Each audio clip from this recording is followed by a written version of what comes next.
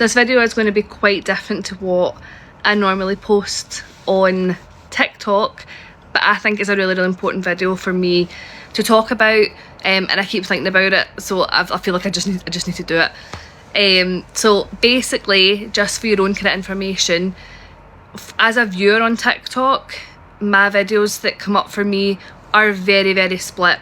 So it's either Warzone and like gaming clips, or the other half of it is very much motherhood, pregnancy, labour and delivery, breastfeeding, like all that shazam, like it's all that kind of stuff. So, and it obviously is to do with the fact that I just had a baby 7 months ago, so my algorithm is pretty much all over the place. So in saying that, on the kind of motherhood side of it, I am constantly getting videos regarding inductions, and it's usually first time mothers who are probably already a bit terrified in general that they're going to have to give birth soon, and they're basically asking people on TikTok their advice regarding inductions, and should they do it, should they not do it, the pros, cons, like all that kind of thing. And just for context, I've had 2 successful inductions and they're 14 years apart. So my daughter's 14, my wee boy's 7 months. And it's obviously natural. The first thing you do when you already have an experience of your own is you go to the comments to see what's everybody else saying about it. And honestly, 9 times out of 10, they're completely and utterly negative. And literally you then see the creator of the TikTok responding going, oh, like, I don't want that to happen to me, like, oh, that's really put me off having induction, and like all this kind of stuff. And usually with induction as well, is there's a reason why an induction's been offered. It's usually the safest thing for the baby, and that's why it's sort of been offered. So I just keep thinking about it, and I really just want like this TikTok to be the positive side of it, because I honestly can hardly find anything else on here that's talking about like a positive experience about induction. So here's mine. So like I said, I have 2 children, a 14-year-old and a 7-month-old, and with my daughter, basically she was born at 38 plus 5 days. My son was born at 39 plus 3. So both early babies, but pretty much at full term. So with Ava, I went for a routine midwife appointment where you get your stomach measured, and basically my stomach hadn't grown in the couple of weeks that I hadn't seen her. So they basically sent me up to the hospital for a scan, just to double check kind of what was going on. So you have to bear with me with this. You've got to remember this is 14 years ago, so my memory is a wee bit skewed, but I'm trying to remember as much as I possibly can. So I'm pretty sure I went up for the scan around about 37 weeks, and basically they'd measured her and she was only measuring about 3 pounds. So what they were thinking was that the placenta was failing, that she wasn't really getting a lot from it, and it would be safer if she was out than in. Spoke to the consultant after it, and that's pretty much what he said, was that no, like, it's the baby is now at risk, like we really just have to kind of get her out and get her safe and all that kind of stuff. So like, don't get me wrong, I was only 18 years old. I was absolutely terrified. Luckily for me though, that week, and I don't know if this still happens, but there was an antenatal class that was available that was just all about induction. I went along for that, thought great, like this is going to be so beneficial, and thankfully it really was. It told me all the information that I needed that was going to happen to me, and I also realised as well that I'd actually had more control over the situation than what I thought I was going to have. So it was scheduled that I would go in on New Year's Day. Shout out to my mama, who still gave me my steak pie, but I just had it a day earlier. I had it on the 31st.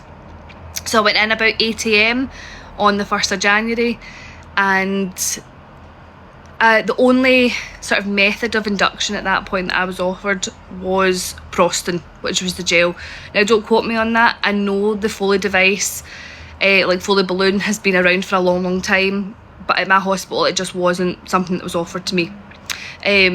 So I was told by the consultants that I would receive 2 Prostin gels, if obviously the first one never worked. If the second one did not work, I was going straight for a C-section. They weren't going to wait any longer, and I agreed with that. I said, right, that's fine, give me a chance for my body to hopefully do what it's meant to do, and we'll kind of go from there.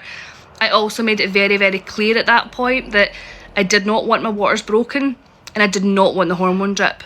Now I did have a bit of a kind of sort of cheeky registrar, and basically what she said to me was, like, this is your first baby, you're very young, it's very unlikely that you're going to do this naturally.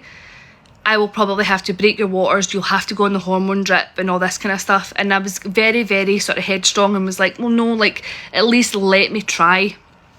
So the first one really didn't do anything. Like, I didn't have any sort of symptoms or like contractions or anything with the first Prostin. And then on the 2nd of January at about 4 AM, the second one was administered, and that kicked the labour off. Now with Prostin contractions, they make the contractions stronger, but they're usually shorter in duration.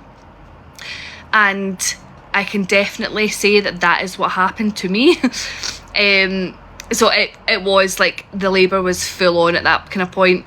I was taken down to labour and delivery about 4:45 in the evening.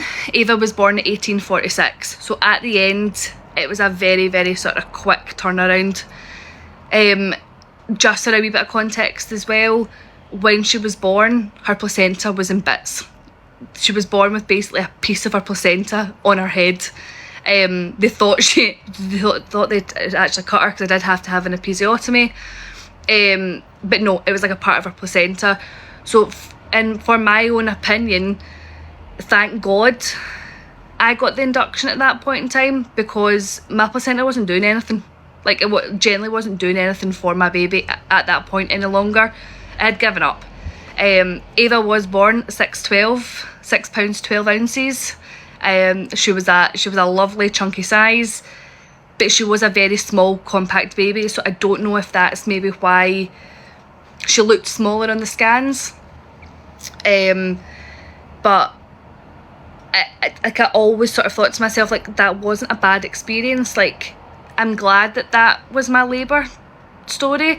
And actually, when I think about it, it was still pretty natural. Like, really the only thing that I had to have was the Prostin. So then when I fell pregnant with my little boy Fergus, I always kind of had it in the back of my head, was that when you do like your birth plan, and I put on it that I was quite happy to have an induction. And like my partner Craig was like, well no, like only really if you need it. And I said, no, I agree with that, like only if I do need it. My pregnancy with Fergus was horrendous. It was the hardest pregnancy ever for me. Especially with Ava's been so straightforward just up until the end. Obviously we had the complications, but no, literally from 12 weeks we had so many complications with Fergus. That gave me another story time if you's like. So then when it was offered to me, I was like, do you know what, like, that's absolutely fine, we will go for a second induction. And basically with his was the fact that we'd had like a routine kind of appointment around about 36 weeks again, and it was his thigh bone that was measuring slightly shorter than the rest of his measurements. So at that point they were like, we think there might be a bit of a growth issue, so we're just going to induce you. Now this is about to run out, so come back for part 2 and I'll tell you about Fergus's induction, because it was completely different to Ava's, but still a positive experience. Thank you, bye.